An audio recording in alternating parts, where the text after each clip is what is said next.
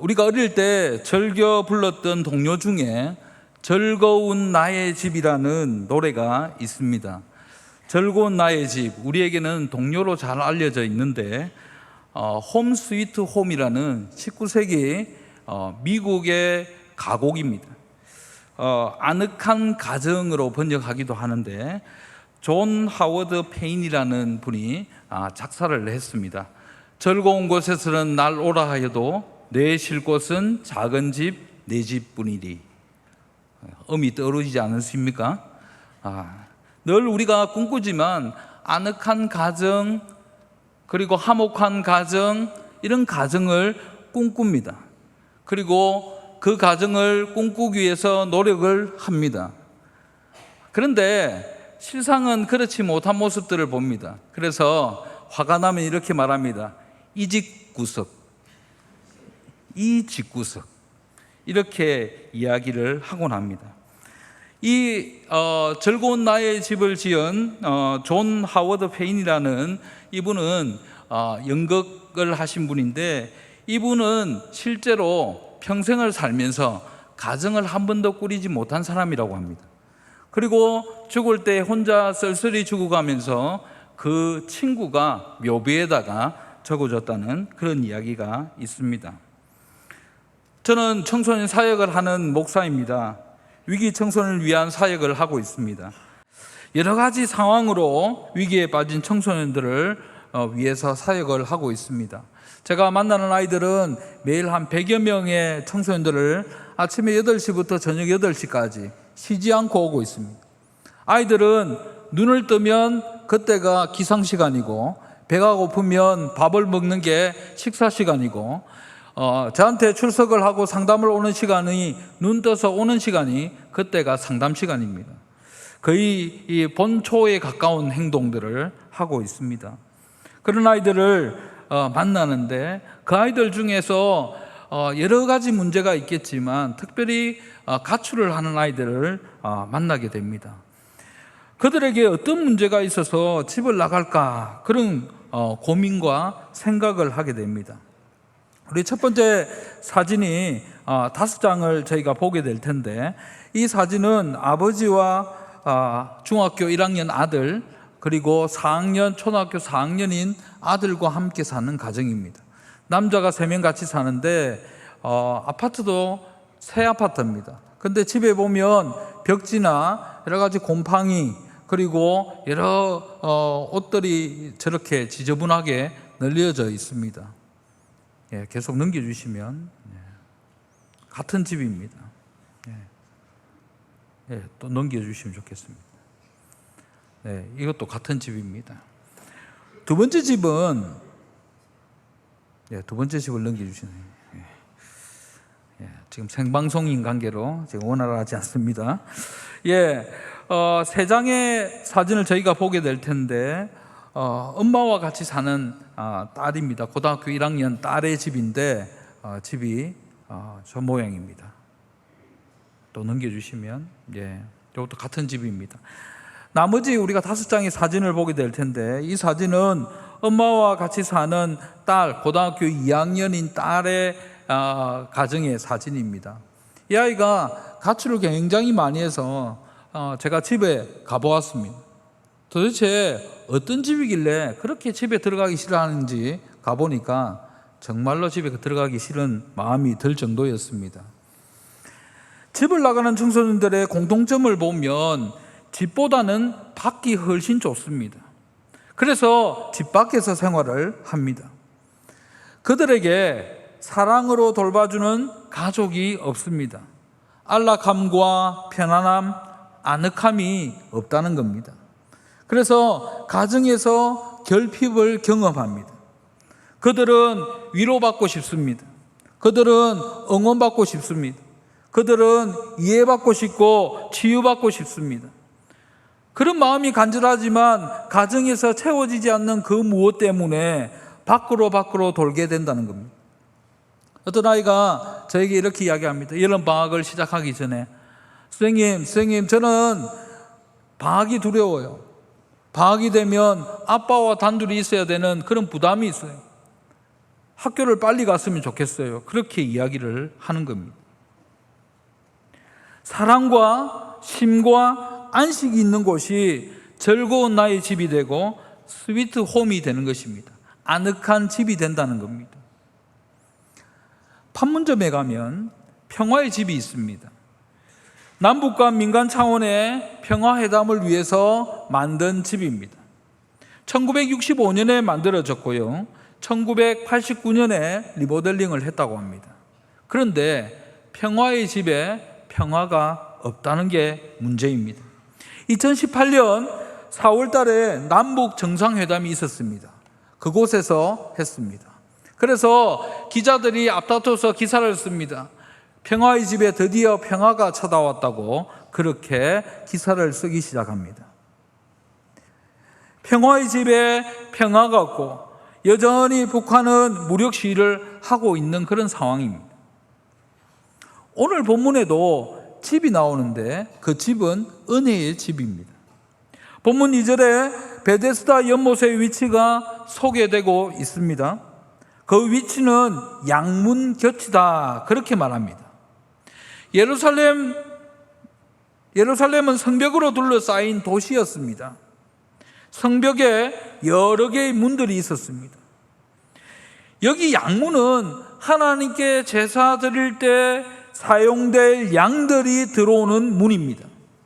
이 문은 성전과 아주 가까이에 붙어 있었습니다.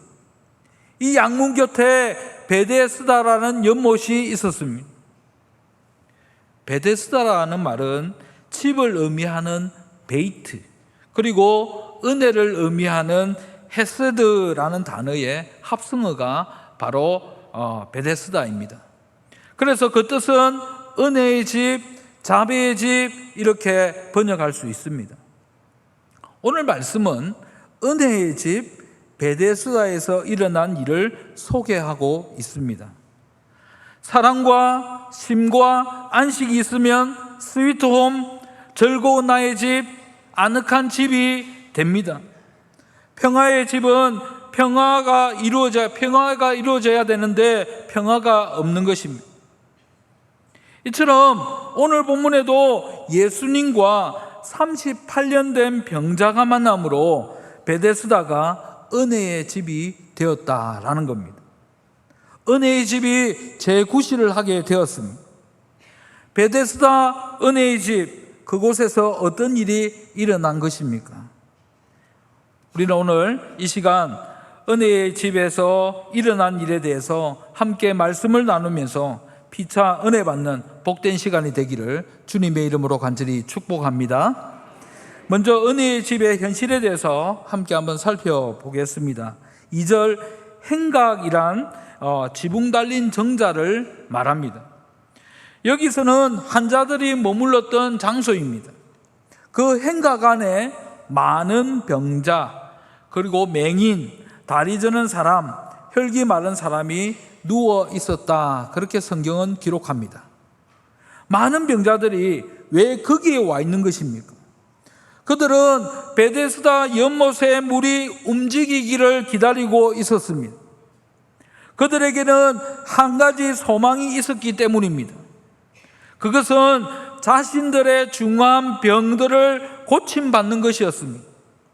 여기 베데스다 연못에는 옛날부터 전해 내려오는 전설이 하나 있었습니다. 오늘 본문 4절 말씀에 보면 그 전설을 기록하고 있습니다. 같이 한번 읽어보겠습니다. 내려와 물 움직인 후에 먼저 들어가는 자는 어떤 병에 걸렸든지 낫게 되미르라. 이 베데스다 연못에 가끔 천사가 내려와서 물을 동하게 하는 그런 전설이 있었습니다. 물이 움직인 후에 가장 먼저 들어가는 자는 어떠한 병에 걸렸든지 다 낫는다라는 것입니다. 그래서 이곳 연못의 이름이 베데스다, 곧 은혜의 집이라고 불려졌습니다. 이곳에는 항상 수많은 병자들이 모여 있었습니다. 그들은 하나같이 물이 움직이기를 기다리고 있었습니다. 물이 움직이기 시작하면 가장 먼저 들어가고자 소망하는 사람들이 있었습니다. 그래서 이곳은 이름만 은혜의 집이었지 정작 은혜나 자비와는 전혀 상관없는 극한 경쟁만 남아 있습니다. 왜 그렇습니까? 천사가 가끔 내려와서 물을 움직일 때에 그때 가장 먼저 들어가는 자만이 낫기 때문입니다. 베데스다 연못에서는 2등이나 3등은 의미가 없습니다. 오직 1등만 고침을 받습니다. 거의 대한민국의 교육과 비슷합니다. 대한민국 사회와 비슷합니다. 2등은 기억하지 않는 1등만 기억하는 그렇습니다. 이곳의 분위기는 평온하지 않습니다. 그리고 은혜롭지도 않았습니다. 그곳에 모인 사람들은 늘 긴장해 있었습니다. 배타적인 분위기가 팽배해 있었을 것입니다.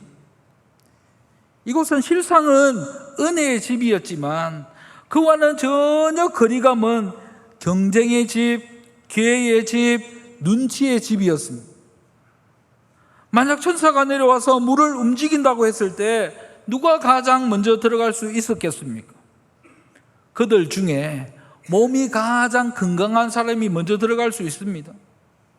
정작 은혜가 필요한 중증 환자는 들어갈 수 없는 그런 구조입니다. 그래서 이 연못은 진짜 은혜가 필요한 병자들에게는 그림의 떡에 불과했다는 겁니다. 암 선고를 받고 죽게 된 자가 들어가야 되는데 아토피 환자가 먼저 들어갑니다. 중풍병자가 들어가야 되는데 만성두통 환자가 들어갑니다. 안전뱅이가 먼저 들어가야 하는데 운동하다가 다리를 접질렸다고 자기가 먼저 들어갑니다. 이런 경쟁과 대립으로 가득한 살벌한 현장이 바로 예수님 당시의 베데스다 연못이었습니다. 그렇다면 오늘 성경에서 말하는 각종 병자들의 모습이 우리에게 보여주는 것이 무엇입니까? 그것은 죄로 인해서 영적 질병에 걸려서 무기력하고 무능력하게 살아가는 우리 인생들의 영적인 상태를 보여주는 겁니다. 그들은 눈이 멀어 있어서 천국의 아름다움과 지옥의 고통스러움을 맛볼 수가 없습니다. 또한 그들은 다리를 절고 있어서 생명으로 인도하는 좁고 긴 길을 바르게 걸어갈 수가 없습니다. 그리고 그들은 중풍병자와 같아서 진리를 향하여 움직이거나 진리 안에서 활동할 수도 없었습니다. 아예 진리도 모르는 그런 사람들입니다. 모든 불신자들, 모든 거듭나지 못한 사람들, 모든 행위로 구원을 이루는 자들의 모습이 바로 이런 모습이라는 것입니다. 두 번째로 우리가 살펴볼 것은 은혜 없이 사는 이 38년 된 병자의 모습입니다. 5절은 이 38년 된 병자 한 사람을 소개하고 있습니다. 그가 무슨 병에 걸렸는지 자세히 성경은 기록하고 있지 않습니다. 그의 말로 봤을 때는 중풍병이 아닌가 그렇게 우리가 추측할 뿐입니다. 그런데 사도 요한은 그가 병을 38년 동안 앓고 있다 그렇게 성경에 기록하고 있습니다. 성경은 종종 숫자를 통해서 우리에게 상징적인 의미를 전달해 주곤 합니다. 이 38년 된 병자의 모습에서 우리는 이스라엘 백성의 광야 생활 38년을 알 수가 있습니다. 이스라엘 백성이 애굽에서 나와서 홍해를 건넜습니다. 시내산에 이르러서 율법을 받았습니다. 가데스 바니아라고 하는 곳까지 가는데 약 2년 정도 걸렸습니다. 가나안의 문턱이라고 할 수 있는 이 가데스 바니아에서 정탐꾼 12명을 파송을 합니다. 그들 중 10명의 정탐꾼은 가나안 정보에 대해서 굉장히 부정적인 보고를 합니다. 여호수아와 갈렙을 제외한 나머지 모든 백성들이 그들에게 동조합니다. 이들의 이런 불신앙에 대한 대가로 이스라엘 백성들은 광야에서 38년 동안이나 방해해야 하는 그런 하나님의 징계를 받았다는 겁니다. 이 기간 동안 출애굽 1세대가 다 죽었습니다. 그렇다면 이 38년은 하나님께 대한 반역과 하나님의 진노로서의 징벌이 녹아있다라는 것입니다. 이스라엘 백성들은 모두 하나님께 반역한 자들이었습니다. 그리고 그 결과로서 여호수아와 갈렙을 제외하고 광야에서 모두 죽음을 맛보고 말았습니다. 불신앙과 심판이 바로 광야 38년의 생활입니다. 이런 이스라엘 백성들의 모습과 오늘 성경의 38년 된 병자의 모습은 너무나 닮았습니다. 38년은 결코 짧은 세월이 아닙니다. 아마 이 사람의 나이가 대략 50은 넘었을 겁니다. 그런 선천적으로 병자로 태어난 사람이 아니었습니다. 우리가 읽지는 않았지만 14절 말씀에 보면 주님은 이렇게 말씀하고 계십니다. 보라, 네가 낳았으니 더 심한 것이 생기지 않게 다시는 죄를 범하지 말라라고 말씀하십니다. 그렇다면 그의 38년 된 병은 죄로 말미암아 하나님께서 그에게 주신 형벌로서의 병이었다, 그렇게 볼 수 있습니다. 우리가 모든 질병을 그렇게 보는 것은 불가합니다. 그렇게 할 수 없습니다. 그러나 분명한 것은 오늘 38년 된 병자의 모습에서는 주님께서 분명하게 그의 죄로 인하여서 그렇게 되었다고 말씀하고 계십니다. 아무튼 이 38년 된 병자의 모습은 구약 이스라엘 백성의 모습과 마찬가지입니다. 불신앙과 죄악으로 인해서 하나님의 징계를 받아서 죽을 수밖에 없는 참으로 소망 없는 인생의 가련한 모습을 잘 보여주고 있습니다. 이 병자야말로 절대적 절망 가운데 빠져 있었던 사람입니다. 그가 매일 이 행각에서 물의 움직임을 기다리고 있었습니다. 하지만 그 기적이 실제로 일어난다고 해도 그는 그 속에 들어갈 수 없는 처지입니다. 주변의 모든 병자들이 경쟁자인데 누가 그 사람을 그 물 속에 넣어준단 말입니까? 아니면 건강한 친구들이 와서 도와준다고 해도 언제 천사가 내려와서 물을 움직일지 알지 못하기 때문입니다. 이 사람의 상태는 무기력 혹은 불가능 그 자체입니다. 이런 절망은 바로 죄악 가운데 빠져 죽어 있는 우리 인생들의 모습이고 불신앙하는 세상의 모습입니다. 예수 만나기 전에 우리들의 모습입니다. 죽음의 그늘에서 벗어날 수 없는 인생의 모습을 오늘 38년 된 병자에게서 보게 되는 것입니다.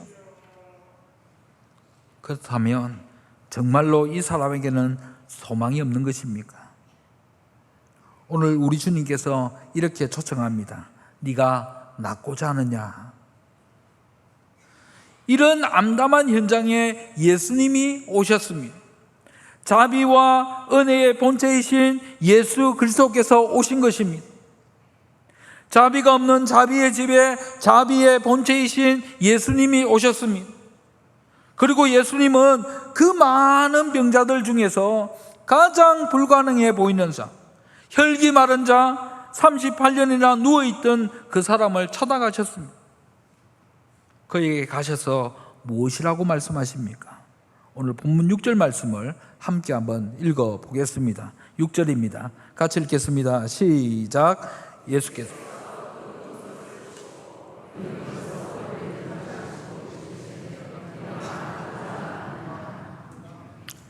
여기서 보셨다라는 말은 깊은 사랑과 관심을 가지고 자비의 눈으로 보셨다라는 겁니다.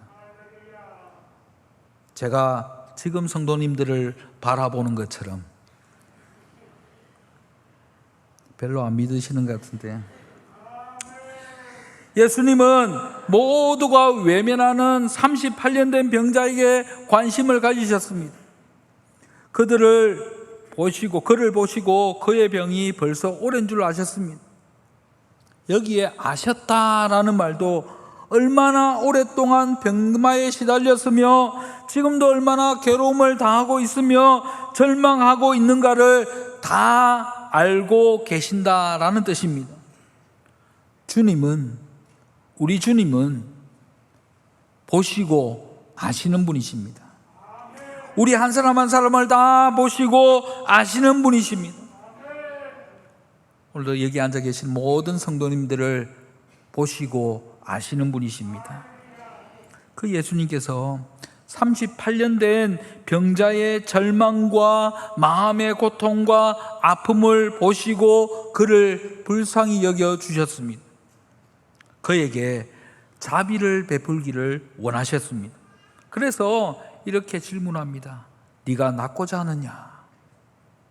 38년 된 병자는 7절에 이렇게 대답을 합니다. 병자가 대답하되 주여 물이 움직일 때에, 계속 읽어보겠습니다. 시작. 나를 못에 넣어주는 사람이 없어 내가 가는 동안에 다른 사람이 먼저 내려가나이다. 이 사람의 대답이 이렇습니다. 이 38년 된 병자는 물이 움직일 때에 물에 들어가야 하는데 그래야 병이 나을 텐데 자기를 못에 넣어줄 사람이 없다는 겁니다. 그가 기어가든지 굴러가든지 가는 동안에 남들이 먼저 들어가 버린다고 원망하면서 말했던 것입니다. 이 병자는 아마 이런 일을 여러 번 겪었을 것입니다. 그는 반복해서 실패를 경험했을 것입니다. 자신에 대한 절망과 이기적인 사람에 대한 원망으로 가득 차게 되었을 것입니다. 베데스다에는 늘 긴장감이 흐르고 곁에 있는 사람들은 동료나 친구가 아니었습니다. 단 한 사람만 허용되는 신유 은사의 순간을 차지하려는 무한 경쟁 사회의 라이벌에 불과하다는 것입니다. 우리 시대의 교회들도 비슷합니다. 무한 경쟁 시대 속에서 교회와 교회가 형제도 아닌 경쟁자로 있습니다. 서로 큰 건물 짓기 경쟁을 합니다. 서로 사람 수 늘리기 경쟁을 합니다. 큰 건물이 많은 사람을 흡수할 수 있다고 생각합니다. 이런 교회들의 경쟁뿐만 아니라 교회 내에서도 경쟁도 치열합니다. 감투 경쟁이 벌어집니다. 기득권 경쟁이 있습니다. 자기 중심적 경쟁을 하고 있습니다. 이처럼 세상의 경쟁 원리가 교회 안에도 그대로 들어와 있다는 겁니다. 은혜와 자비가 넘쳐야 할 교회에 38년 된 병자와 같이 남을 원망하면서 남을 탓하는 사람들이 북적이는 현실이라는 것입니다. 은혜는 사라지고 온갖 원망과 불평과 불신과 판단으로 세상과 조금도 다를 바가 없다는 것입니다.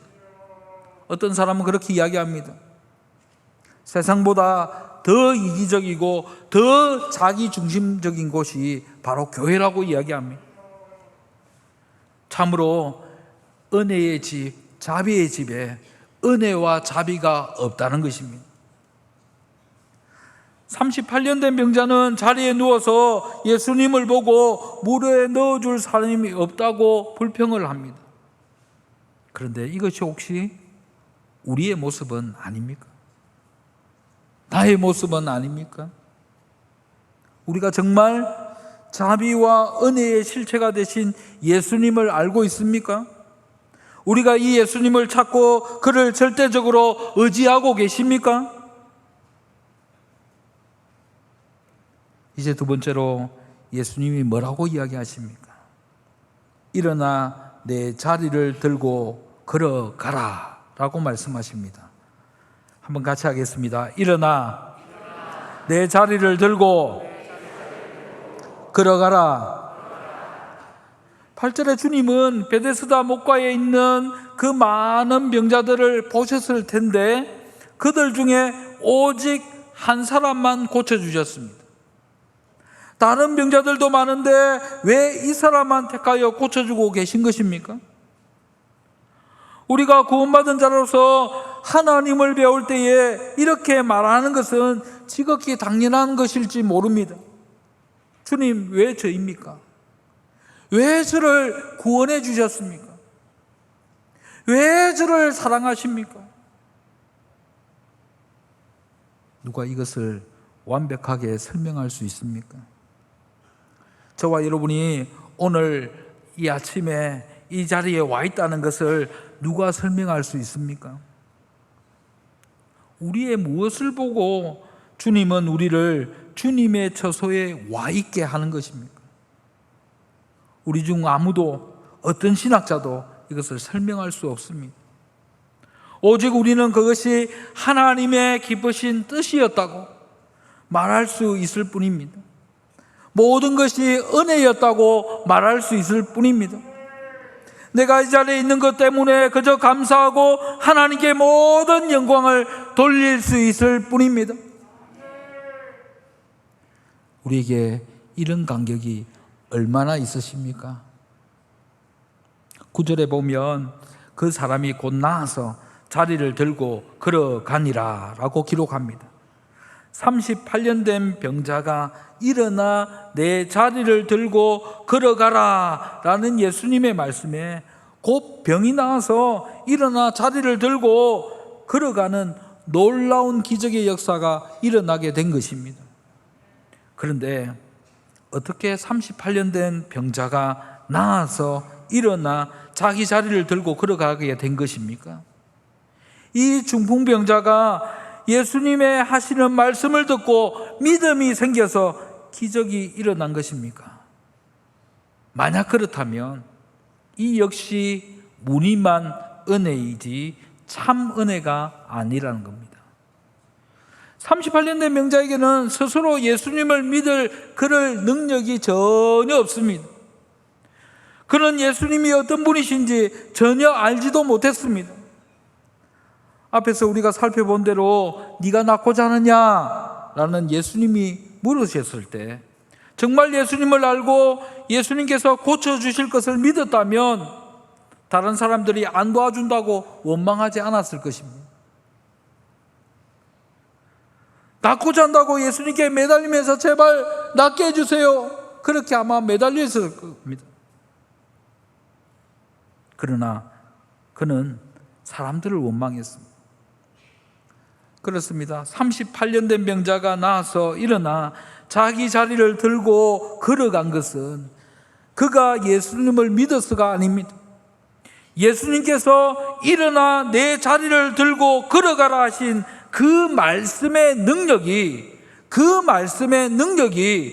이 병자를 낫게 하고 일어나 걸어가게 한 것입니다.